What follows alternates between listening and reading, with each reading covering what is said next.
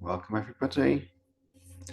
Lovely to see you all here. Satya reminded me moments before I came in the room that this is advertised as a practice session for newcomers, which was good to be reminded of. So I'll file the very complicated talk I had for another time. We're going to begin, as we always do, with an offering from the community, a Dharma glimpse, a piece that somebody from the congregation writes, something to do with their own experience of spiritual practice, some insight that's occurred to them. Today, Matt from Cornwall is going to read his offering for us through the Zoom connection. And I know that this is about Nembutsu, which is the main practice of this community, which is saying the name of a particular Buddha in order to build that connection with the Buddha, with Amitabha, who is the Buddha of infinite light and life. So we're connecting with compassion, loving kindness, seeing things as they really are through this chanting practice. So when Matt speaks about Nembutsu, that's what he's speaking about. And hopefully that's enough to go on, but there probably will be, it's been a long time since I was a beginner, so there may be things that I say that kind of don't land or don't make sense, and that's fine. Don't worry too much about those. Learning Buddhism is, for me anyway, it was not like, oh, I learned this as a beginner, and then I learned this, and then I learned that, and now I'm here. It was much more like doing a jigsaw. I'm like, oh, now I've got a bit of the sky over here, and now I've got a bit, and then the edge appears, and then you fill in, and suddenly you get, you never have all the pieces, but at some point you think, oh, okay, I've got enough to see at least the jigsaw that I'm building. So I think it can be like that. Anyway, I will pass over to Matt. Namo Mitabu. Thank you, Caspar. Can you hear me okay? Can everyone hear? Yeah, everyone's nodding. Thank you. Yeah, thank you. No. This is thank you, and nice to be reminded of that. And this was actually prompted by one of the students I work with at Falmouth. We had a session during Interfaith Week as part of a weekly ecological citizenship meeting. On Interfaith Week, one of the first-year students from South Asia said she'd like to have a discussion around, in the context of ecological collapse and whatever that means to us, who do we turn to for help? And we had a really great conversation. And then as I was driving home, I kind of realized that I hadn't really said anything about what that really means to me. I'd kept quite safe. I'd kept quite sort of, interfaith safe and sort of, so I just tried to write a more honest reply. So this is about that, about who we turn to for help. This is a glimpse that arrived in two halves. The first half came a few weeks ago as I was giving my daughter Zoe a driving lesson. We had the sat-nav on, but for some reason we kept turning aside from the route it proposed to get back to where we'd started out from. If you've used a sat-nav, you'll know what happens next. The app just reorients and begins directing you again from whichever way you're now facing.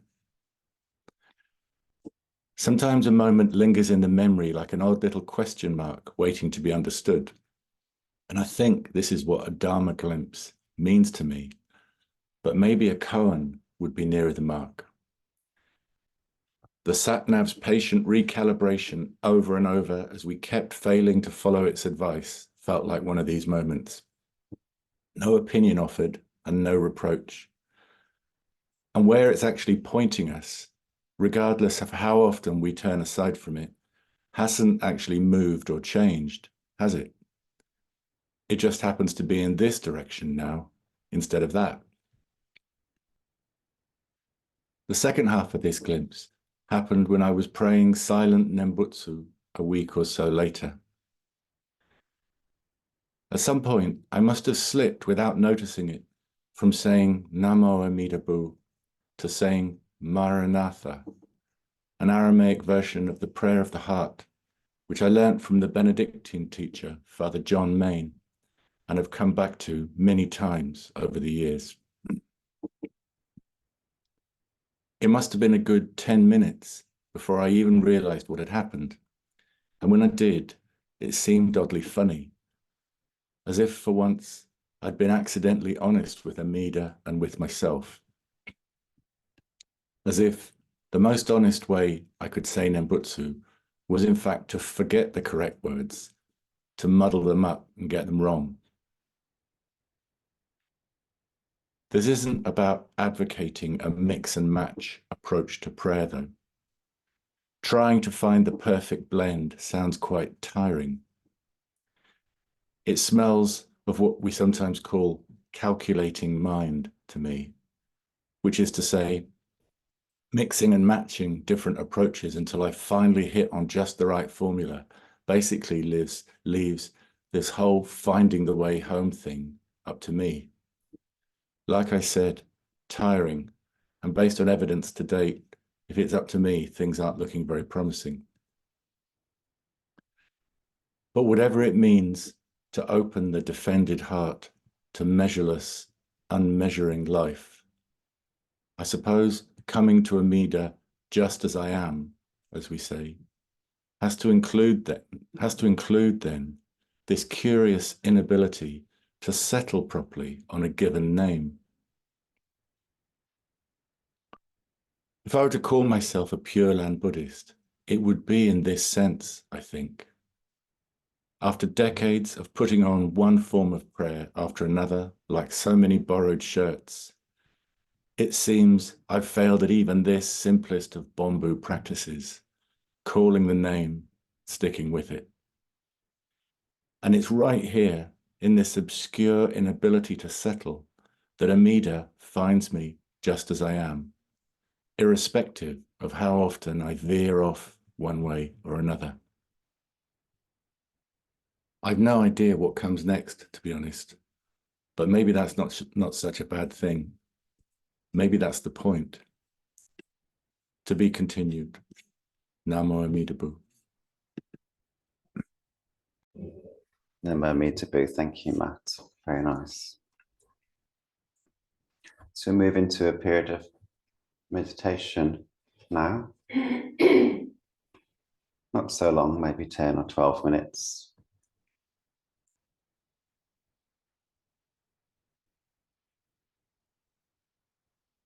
Invitation to follow the breath as a focus.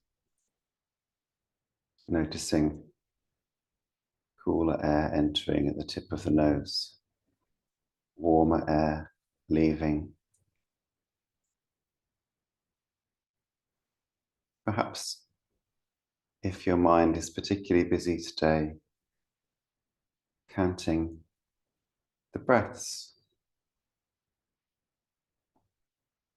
in, out, 1, in, out, 2, up to 10, and then starting from 1 again. And if you lose count, starting from 1 again.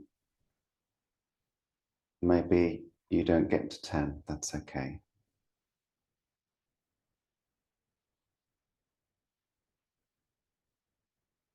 And if you are distracted, if focus is taken away, not judging that, just noticing, oh, my mind's thinking about starting work next week. My mind's thinking about having dinner with a friend later, and then gently returning to the breath.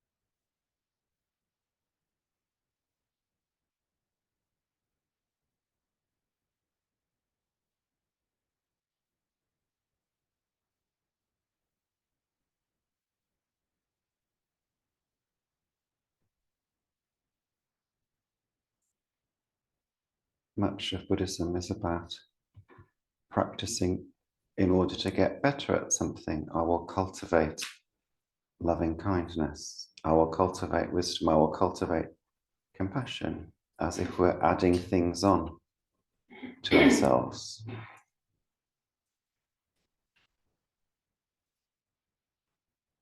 And there's another trend in Buddhism which trusts that, which says it isn't about adding things on, it's about letting go of greed, letting go of ill will, letting go of ignorance. And that as we shed things, what is left behind are the qualities of the Buddha, or is the Buddha: loving kindness, compassion, insight.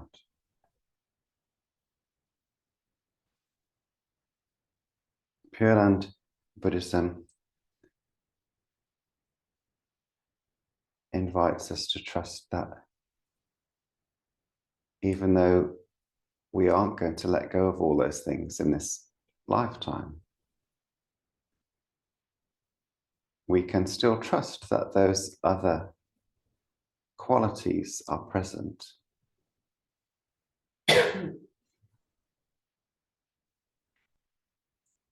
That deep within our hearts, there is a compassionate center, and that deep within the universe, there is compassion and loving kindness and wisdom.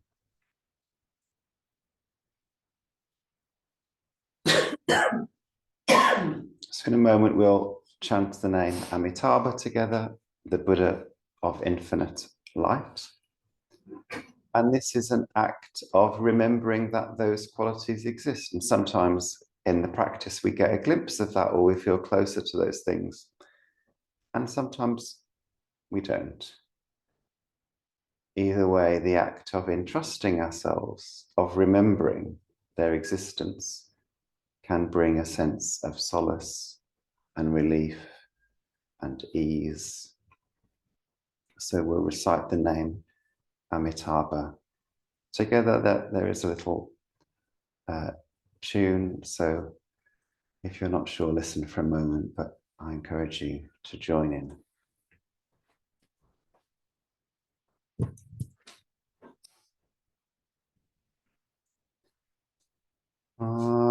Amitabha, Amitabha,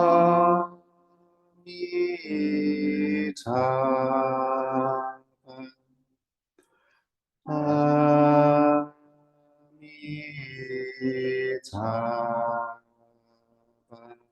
Amitabha,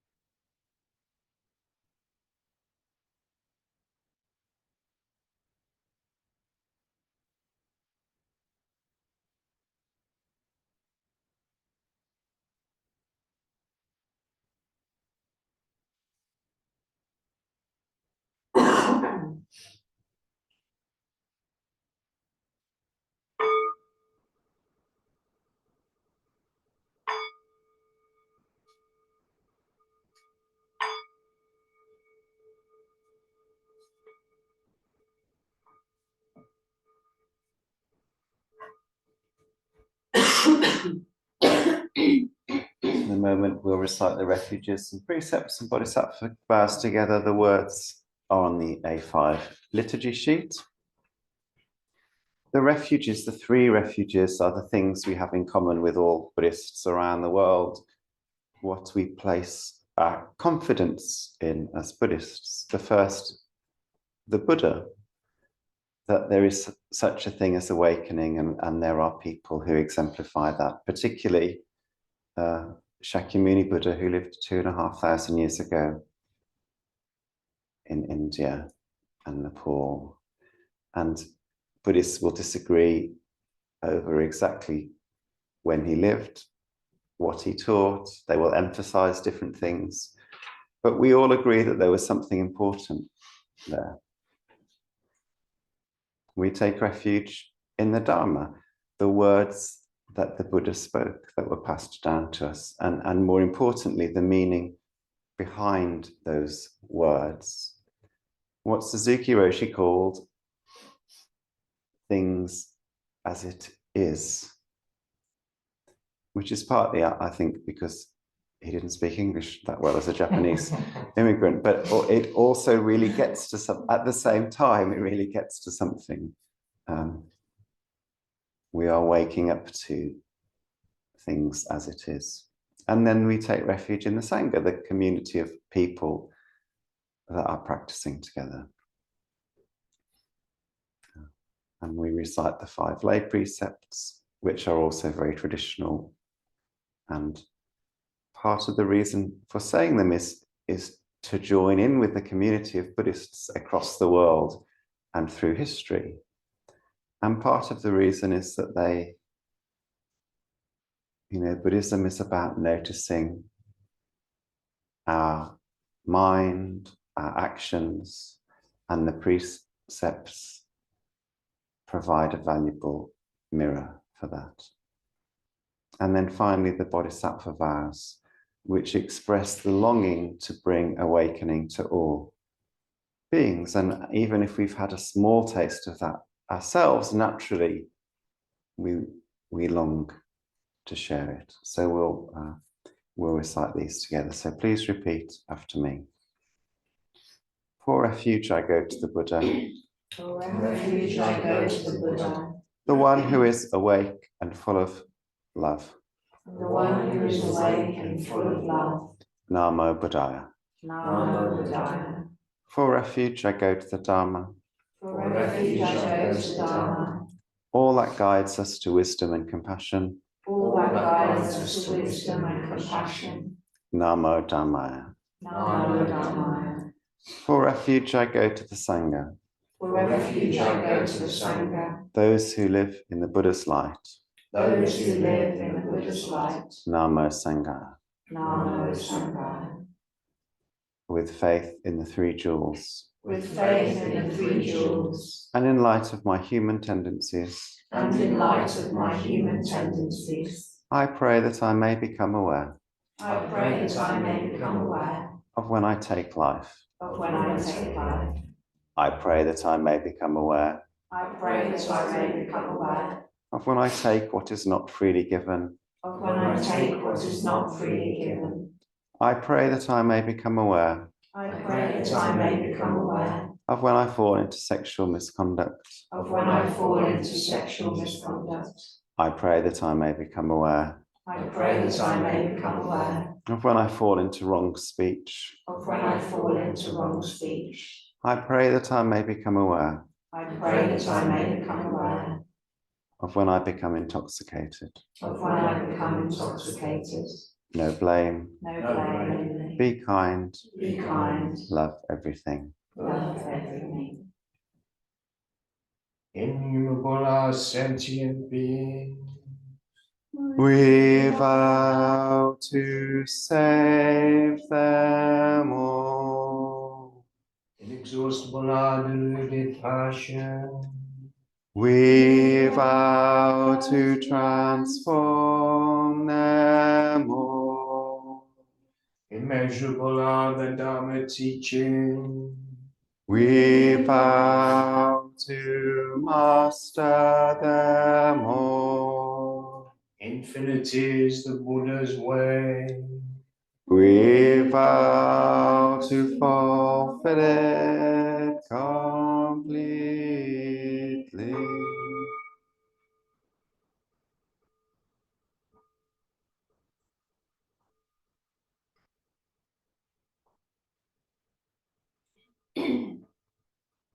Hold on.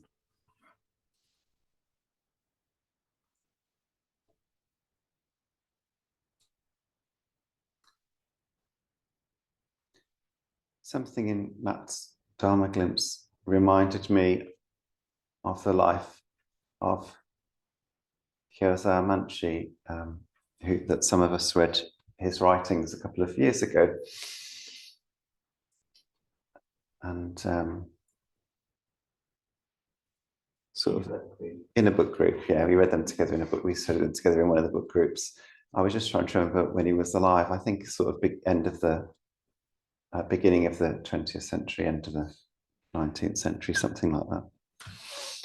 Anyway, I was remembering that he became very ill.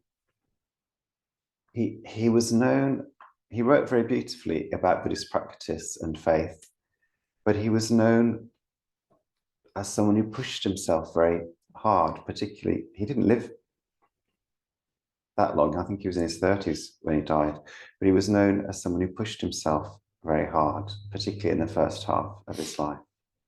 A kind of insistence in Buddhist practice, but also in reforming the institutions that he taught in, and he became very ill with tuberculosis. And it was during this illness that the sort of the final revelation of his faith occurred.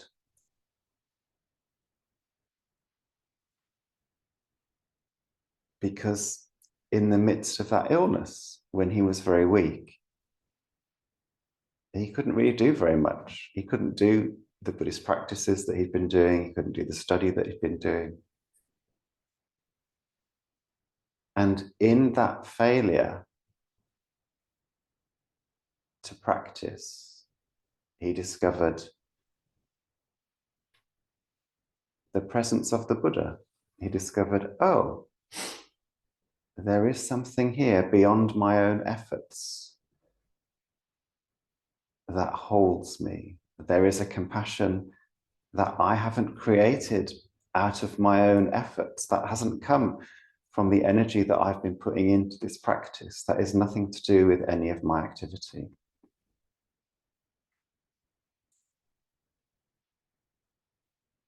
Like a swimmer flailing around in the water who discovers that if they're still and lie back, the water lifts them and allows them to float.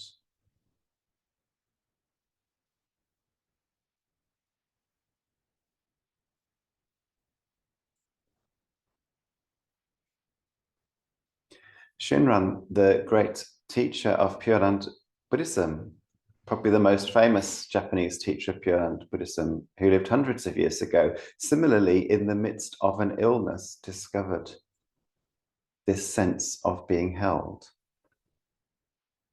that was beyond any practice he was doing, beyond any chanting. He was, Shinran was very wise and produced a lot of writing. And the practice that he was doing before he became ill was he'd memorize the larger Pure Land Sutra in the Chinese characters. And he would see each Chinese character in his mind's eye and then recite it like a photographic memory. Like if I got this text out of the drawer there and saw all the words, but actually if I didn't need to get it out of the drawer and I just saw the words and said them all the way through, and it's quite a long text. It takes if you recite it at this speed. At one time the Buddha was sitting at the Vajrapika at Rajagriha, at the time the Blessed One was surrounded by all of his disciples. It takes about an hour and a half at that speed to say the whole thing. So it's quite a long text, and he'd memorized the whole thing, and this was his practice. But again, when he was ill, he couldn't do that. And he discovered it wasn't necessary. There was some other force that was present.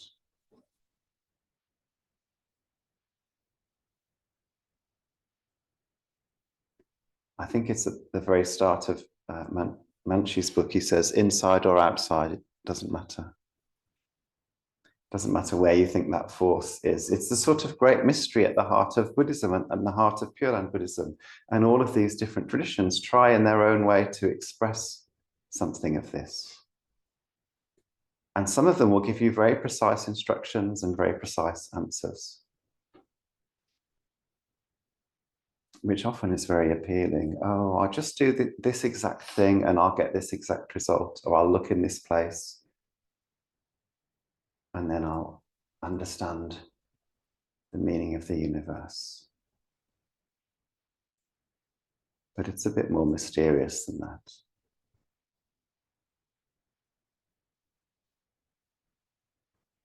So we don't say that it's not good to do these things, that we're here today doing some chanting and reciting some words together and doing meditation. They're all good things to do.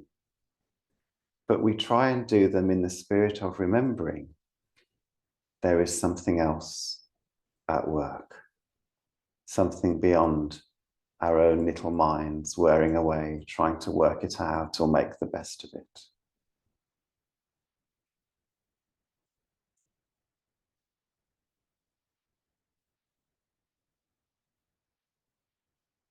And when we first come into a shrine room, it can be hard to be like the swimmer who lies back and trusts the water, because we're like, oh, I've never been in this pool before. Looking around, where's the deep end? Where are the steps? Do I want to go on the slide later? When's the wave machine getting turned on? Trying to work it all out. How do I bow? Who am I supposed to bow to? Mostly it's about working out how and when to bow in the shrine room. But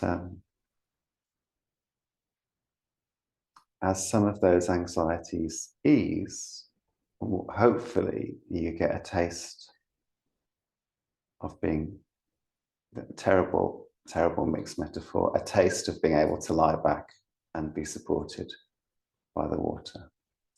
Namo Amitubu.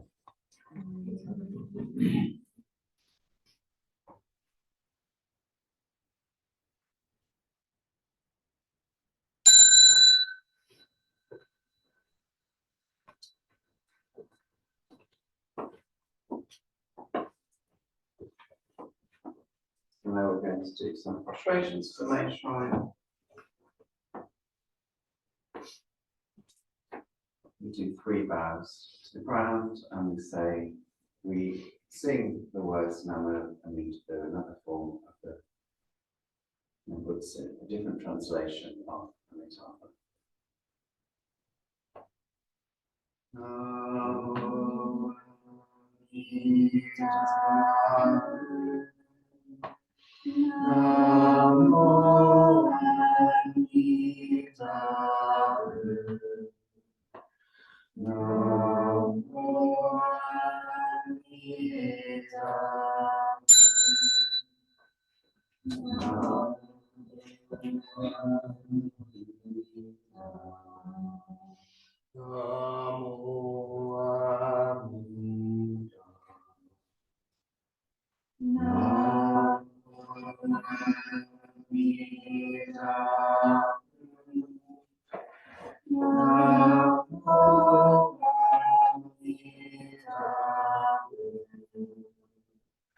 Namo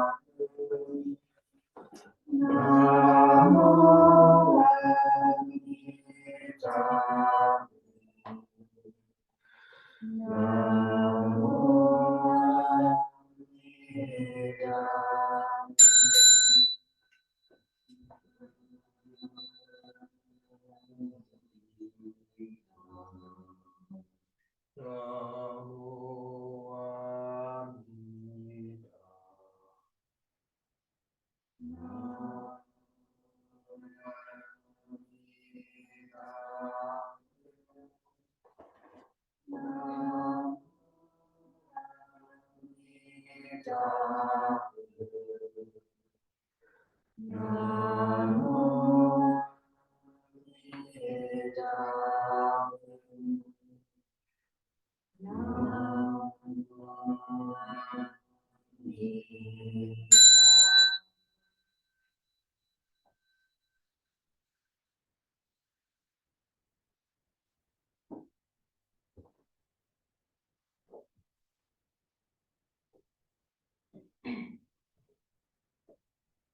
In gratitude, we make this offering to all Buddhas and Bodhisattvas throughout space and time.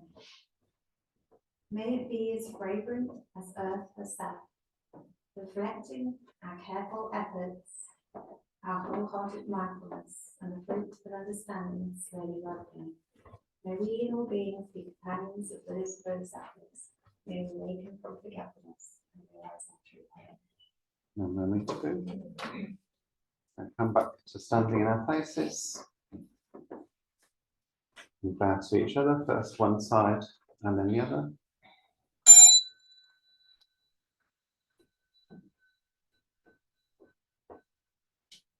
And then to the main shrine. And then tidy our seats, bow to our seats.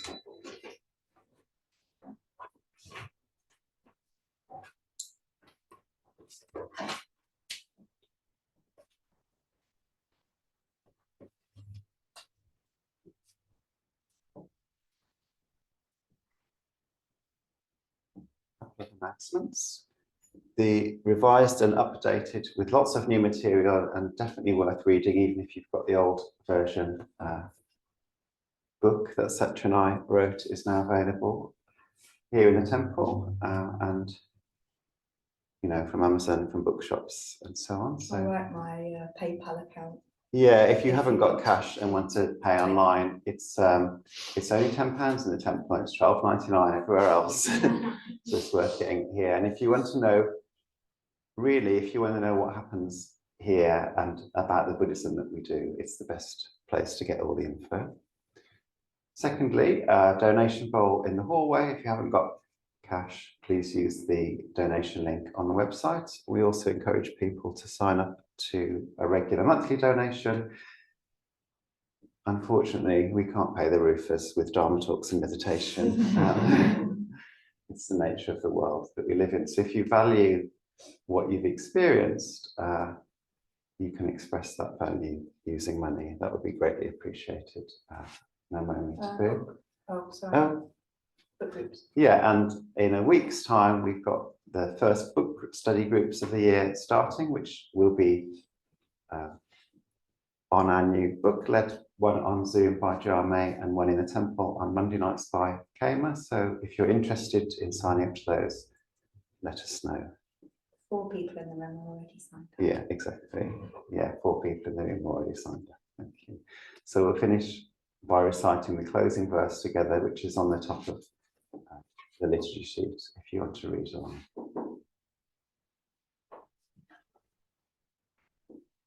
Blessed by Amitabha's light, may we care for all living things and the holy earth. Namo me too. So we have a